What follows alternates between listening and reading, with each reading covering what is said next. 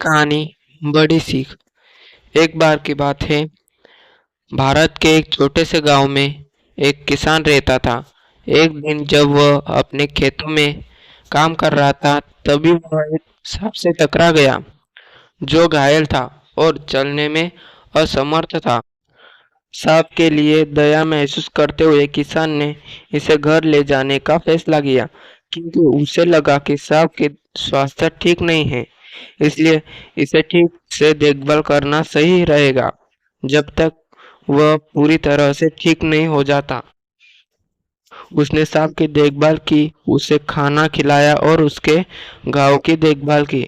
लेकिन जैसे जैसे दिन बीतते गए, किसान ने ये नोटिस करना शुरू कर दिया कि सांप की आंखों में एक दुष्ट नजर है। वह सांप के आसपास असहज महसूस करने लगा और सोचने लगा कि कहीं उसने उसे अपने घर के अंदर ले जाने में कोई गलती तो नहीं कर दी।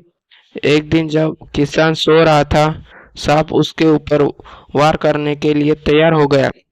लेकिन जैसे ही उसने अपना सिर उठाया, किसान को लगा कि वो उसे काटने वाला है।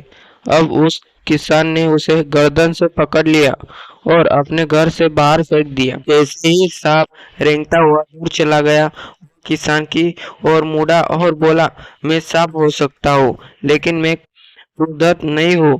तुमने मेरी जान बचाई और इसके लिए मैं हमेशा तुम्हारा ऋणी रहूंगा।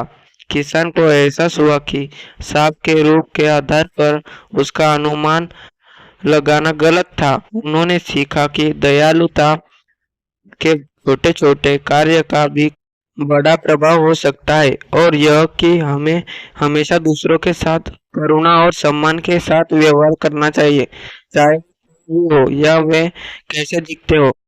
इस कहानी से हमें ये सीख मिलती है कि किसी को उसके आकार से पहचानना गलत है। कोई दिखने में भले ही खतरनाक हो, लेकिन ये जरूरी नहीं है कि उसका व्यवहार भी उतना ही खतरनाक हो।